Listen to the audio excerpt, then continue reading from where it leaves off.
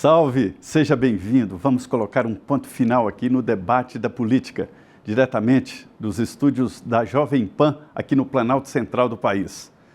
A política anda diferente. Houve ali uma união de oposição, governo e até o centro, todos com o objetivo comum, socorrer o Rio Grande do Sul.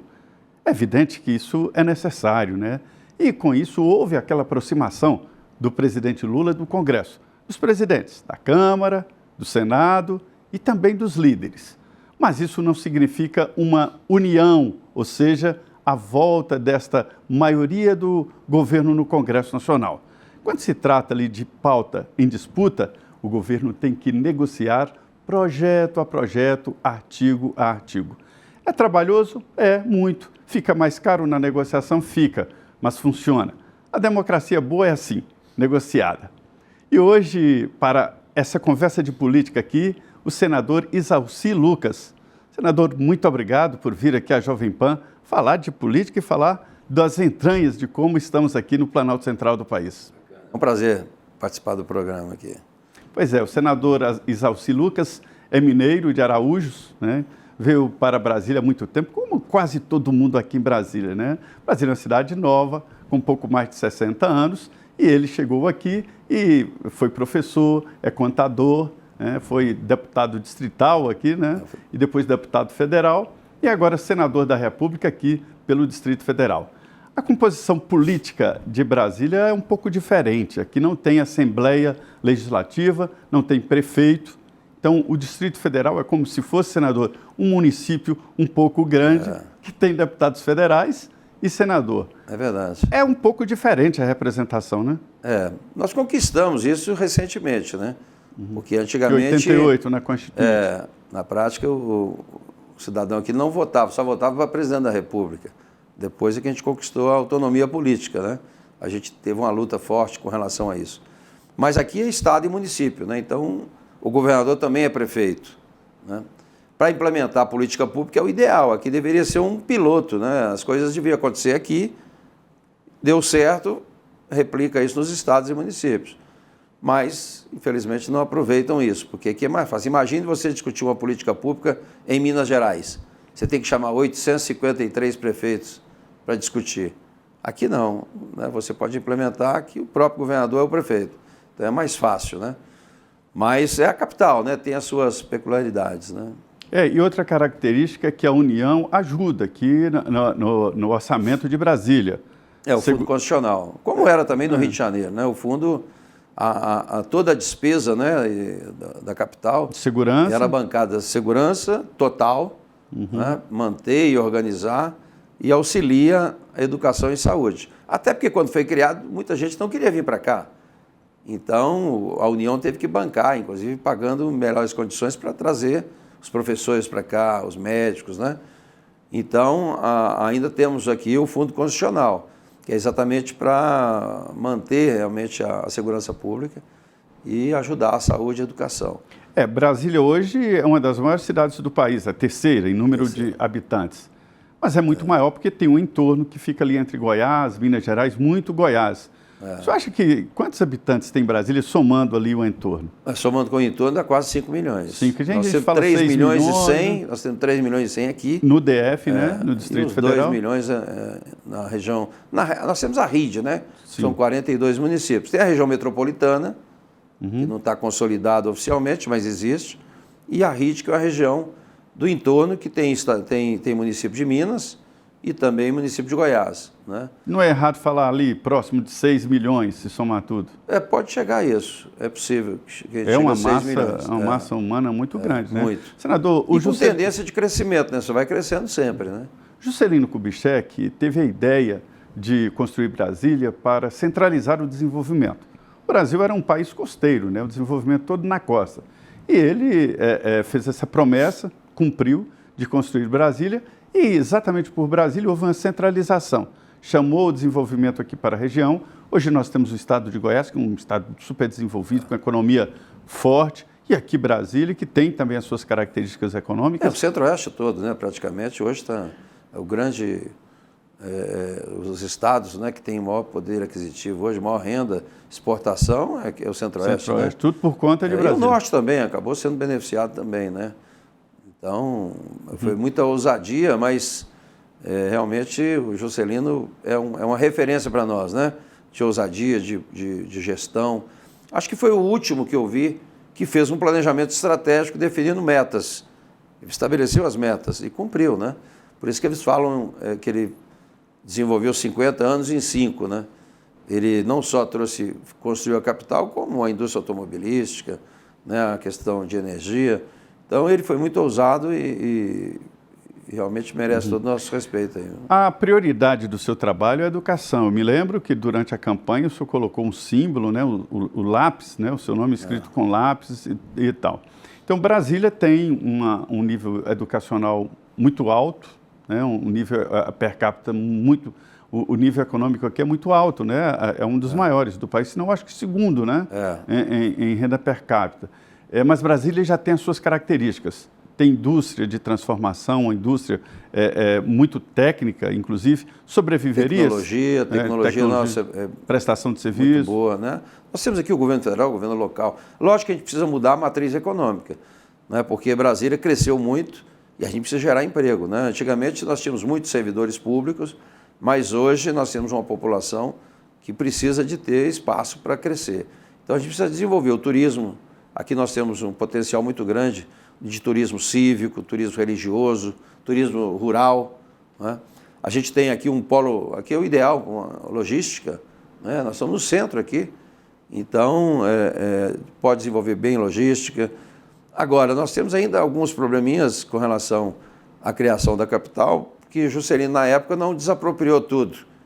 Então, tem muitas áreas aqui que tem litígio ainda, né? Se é do governo da União, se é do Estado, se é particular, aí vem os herdeiros. Então, tem muito questionamento da Justiça. Nós aprovamos, eu fui o presidente da comissão, que aprovou a lei da regularização fundiária. Então, tudo que era necessário colocar na lei para regularizar, nós fizemos. Então, agora é passível de regularização. Já estão regularizando, né, muitos condomínios. A área rural nossa é toda praticamente irregular, não tem escritura. Por isso que você não consegue desenvolver, não é, um turismo rural, por exemplo, fazer um hotel fazenda, é difícil porque não tem escritura. Quando você não tem escritura, você não consegue financiamento. Então, agora, com essa nova lei que nós aprovamos, é possível regularizar as terras. Aí nós vamos poder mudar a matriz econômica, que é muito... Brasília tem um potencial muito grande. Sobreviveria sem a capital, Brasília, hoje, como cidade? Acho que sim. Evidente que nós temos aí ainda a dependência do Fundo Constitucional, porque nós temos também uma obrigação que os estados não têm. Nós temos aqui 180 representações, né? As embaixadas. Nós temos aí todos os poderes aqui, judiciário, legislativo, né, federal. Então, a gente tem essas características que precisa realmente de um apoio maior, e por isso que toda a segurança pública é financiada pelo governo federal, através do Fundo Constitucional. Muito bem, é bom falar de Brasília, porque às vezes falam de Brasília como se fosse uma cidade exclusiva de políticos. Mas não é bem assim. Aqui é muito difícil, inclusive, encontrar nas ruas com deputado, senador, presidente da República.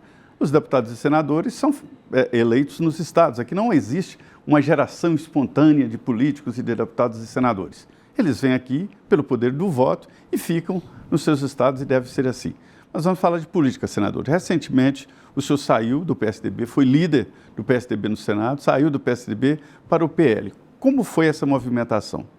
Olha, eu já fui do PL, né? Eu fui presidente do PL aqui no DF, quando eu fui eleito deputado federal. Depois eu saí, né, exatamente por questões partidárias, porque o PL naquela época participava da base do governo PT, eu sempre fui oposição ao PT, então eu saí naquele momento e fui para o PSDB. Aí fui eleito senador pelo PSDB. Mas as bandeiras que sempre defendi são as bandeiras do PL. Então, me sinto muito à vontade. Eu estou retornando à casa, né, e a gente tem que ampliar ainda mais esse espaço para poder realmente resgatar um pouco, né, o nosso país. Eu participei, por exemplo, como deputado e agora como senador de todas as CPIs. Então, conheço, sei o que aconteceu no Brasil nos últimos anos no governo PT. Eu participei da CPI da Petrobras, da Lei Rouanet, do CARF, né, do Fundo de Pensão, da Covid, agora da JBS, lá na época da JBS.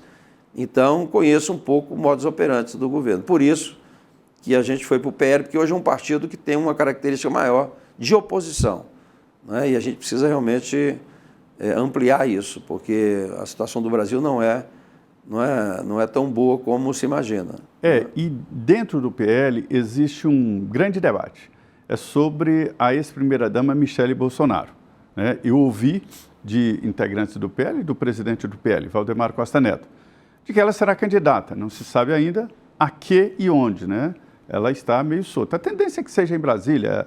Ela é daqui, trabalha aqui, frequenta Brasília, mas corre o Brasil inteiro criando organizações do PL Mulher e está sendo muito bem aceita. Verdade. E aí, ela se encaixa na política daqui, do Distrito Muito, Federal? né? Ela é muito carismática, né? Ela tem um perfil muito bom político. Eu acho que ela tem condições de se eleger em qualquer estado. Hoje ela se elegeria em qualquer estado. Mas eu acho que a tendência, né, é aqui no Distrito Federal. Então, se ela não for aproveitada a nível nacional, ou como candidata a presidente ou vice-presidente, a tendência é ela realmente ser candidata aqui como senadora, né? Que é onde ela foi da Ceilândia, né? Que é uma maior cidade que nós temos aqui. Quase 1 milhão de habitantes, né? Se contar com o pôr do sol, o sol nascente, dá quase isso. Uma cidade muito grande, né? E ela nasceu aqui, foi criada aqui, então acho que a tendência é essa. Como é que está essa política?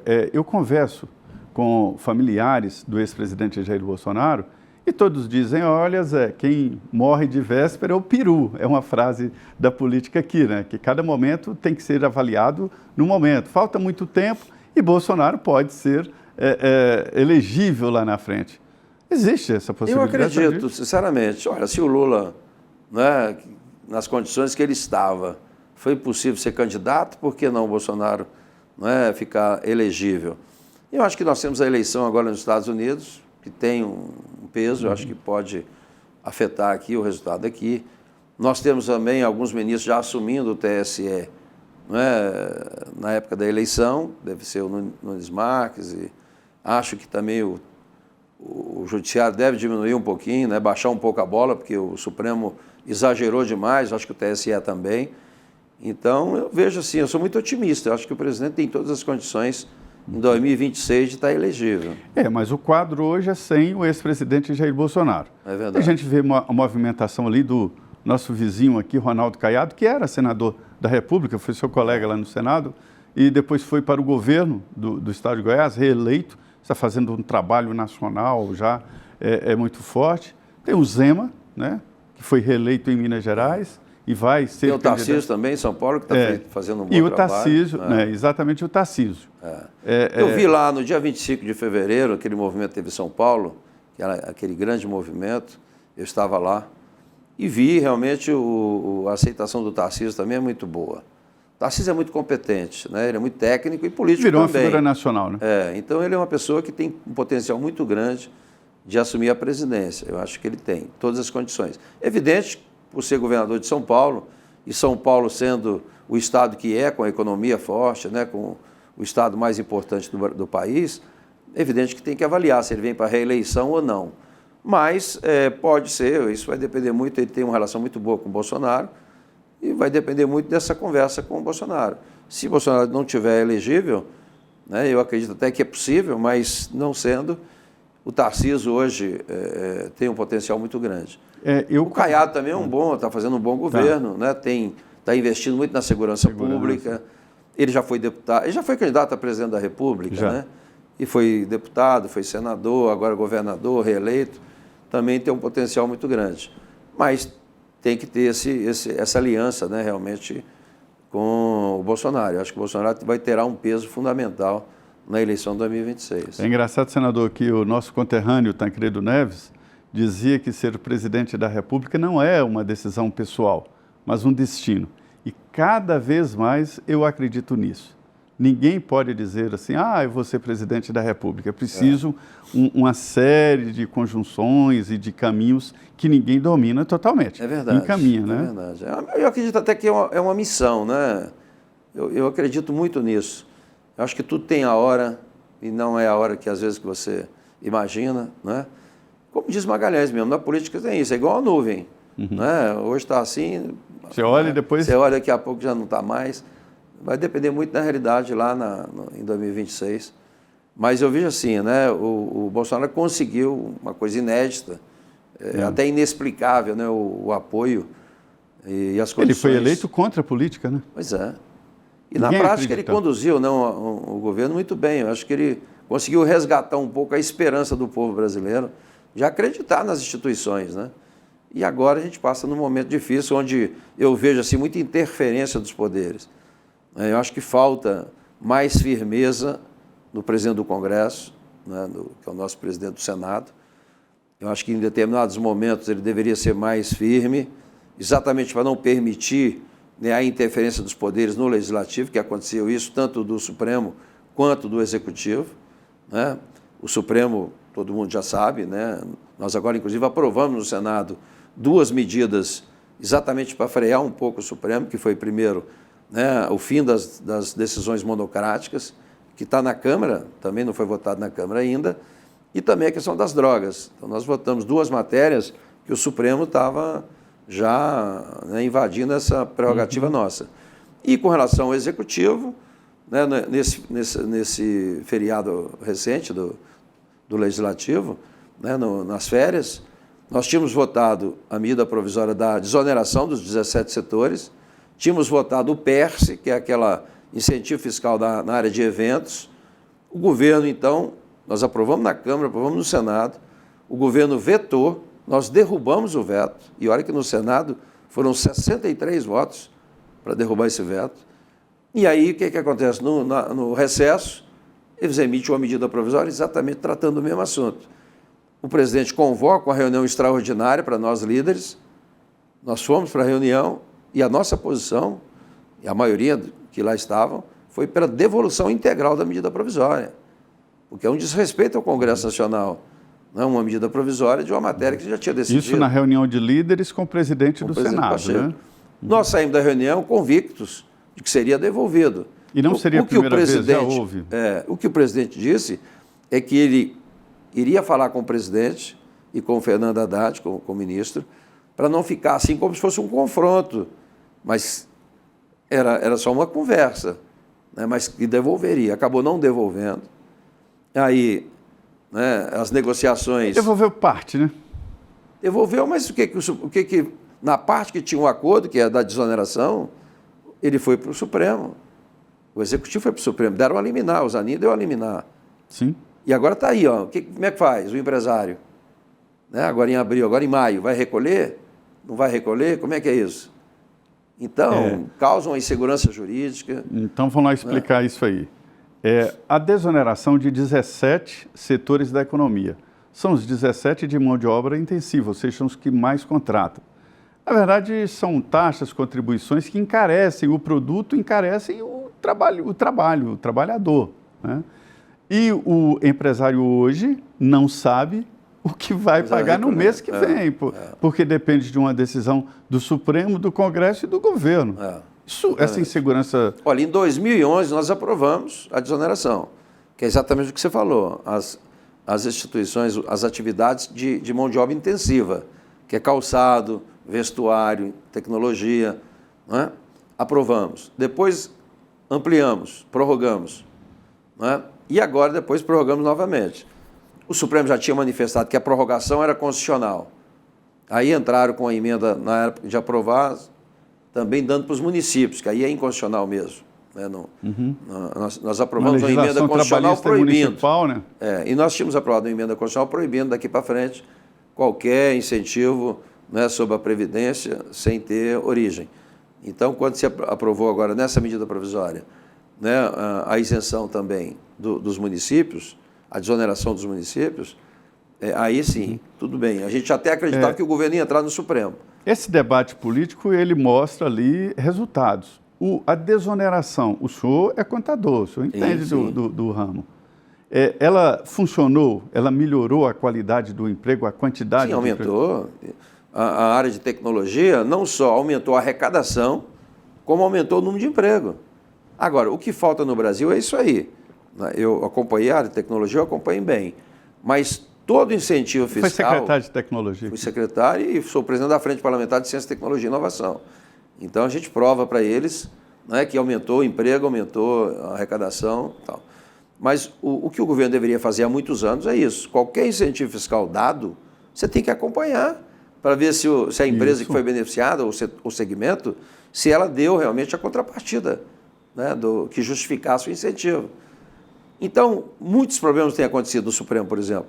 Né? Foi dado incentivo fiscal pelos estados, todos os estados da guerra fiscal, né? Todos davam. Aí o que o Supremo vem agora? O Supremo vem agora e diz, não, agora você tem que pagar, não podia ter dado incentivo de imposto de renda sobre o incentivo. Eles querem cobrar agora o imposto de renda sobre o incentivo que foi dado naquela época, que nunca foi cobrado, nunca foi exigido.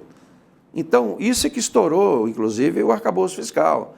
Eu já dizia isso lá, o arcabouço fiscal é uma obra fictícia. Eles não vão conseguir colocar o déficit zero, porque eles estavam baseados na arrecadação.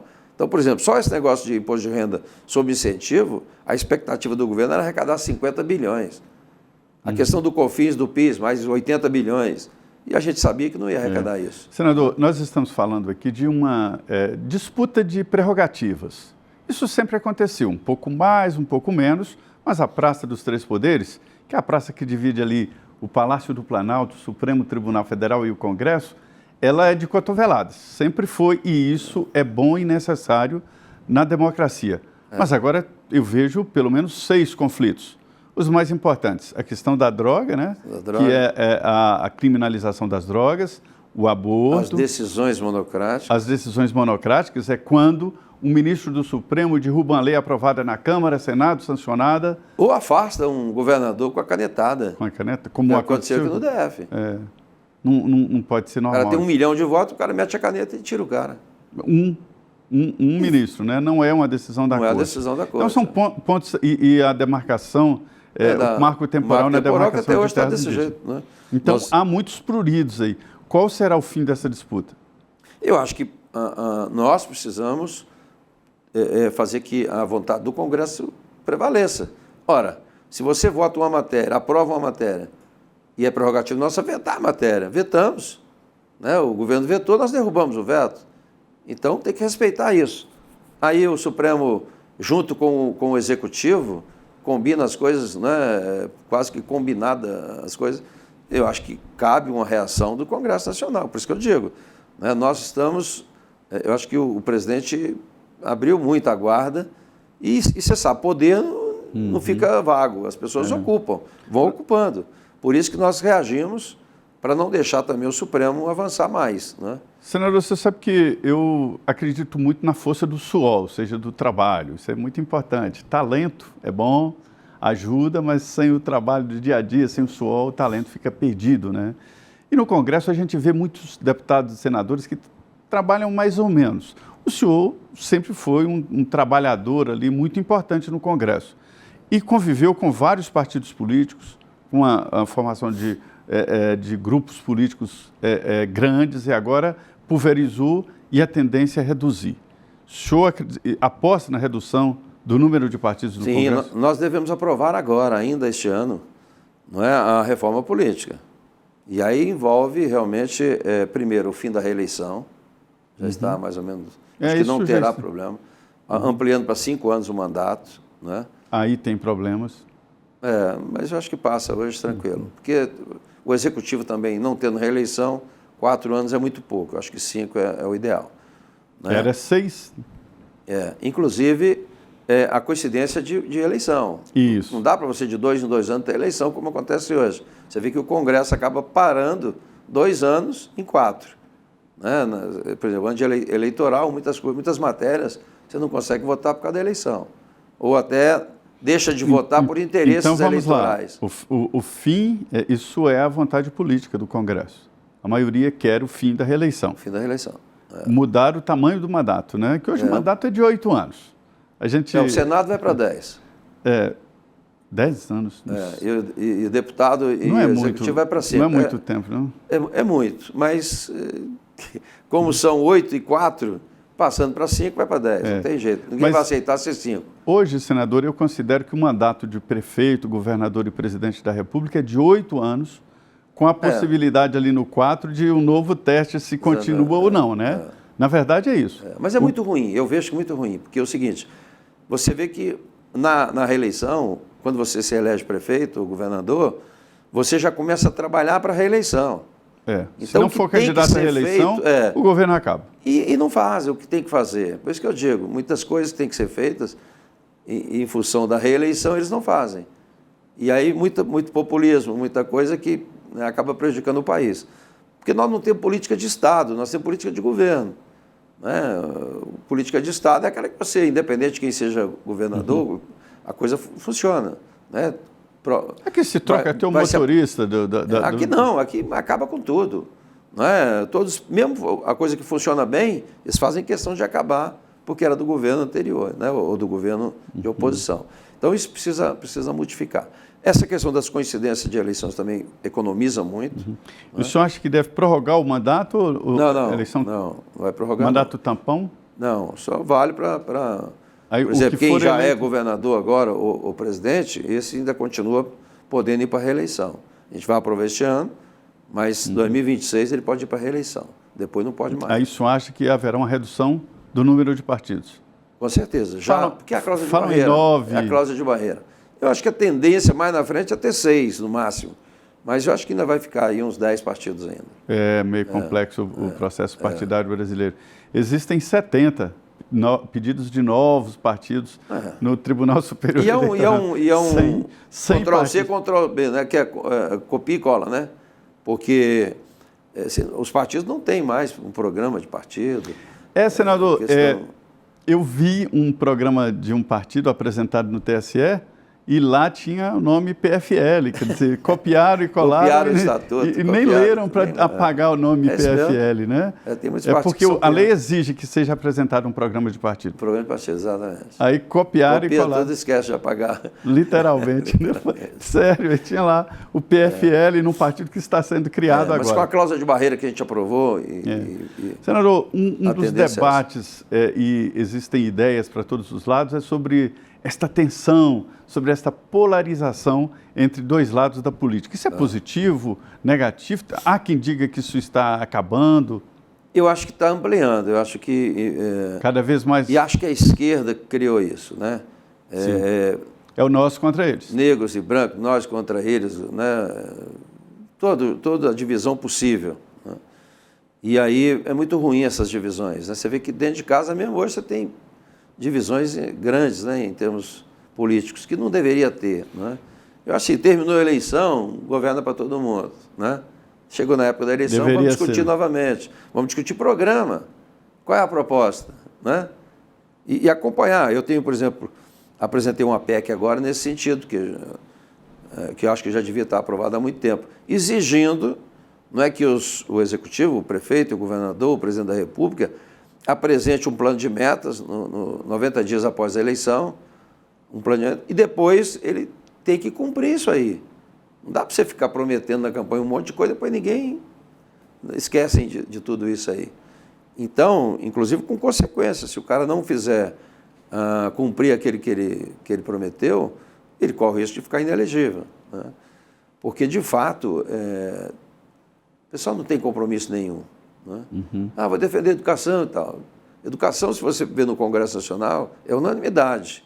Mas na hora mesmo do vamos ver, ninguém prioriza. Né? É igual a Embrapa. A Embrapa é a maior empresa que nós temos, né? Reconhecida no mundo todo, mas agora fica pedindo com o pires na mão para sobreviver, porque não tem recurso. A educação, ela sofre da descontinuidade e os projetos educacionais eles têm que ser longos, né? Nós temos um problema sério na educação. Do IPEA que mostra claramente isso. No Brasil é mais ou menos assim, é construir a casa começando pelo telhado. Porque quem tem recurso, que é a União que tem mais recurso, ela é responsável pelo ensino superior. Depois vem o Estado, que vem o ensino médio, é do Estado, e a segunda etapa do ensino fundamental. O município é responsável pela educação infantil. Como os municípios não têm dinheiro nenhum, então eles não conseguem botar creche, não oferecem educação infantil. Qualidade, né? E a base da educação é a educação infantil, onde você tem alfabetização, onde a criança até 7 anos tem todo o desenvolvimento cognitivo, coordenação motora, a capacidade de aprender é muito grande, né? A própria formação do caráter começa até 7 anos. E aí fica sob a responsabilidade do município. Ele não tem dinheiro, não investe. E aí não tem base. Aí você passa para o ensino fundamental, o cara ser analfabeto, porque não foi alfabetizado, e vai até a faculdade, né? Pois é. Aí você não tem tecnologia, não tem laboratório de ciência, não tem nada. Aí você quer que o menino vá para a escola para quê? Não é? E aí por isso que a evasão está desse tamanho. Não há projeto de país sem educação. Sem educação não tem. Senador, foi uma boa conversa. Muito obrigado. Já terminou o tempo. Passa rápido. Né? Conversa boa é assim, passa rápido. Muito obrigado, senador. Eu que agradeço. Obrigado. Muito obrigado. Uma boa conversa aqui sobre Brasília e política. Fiquem com Deus.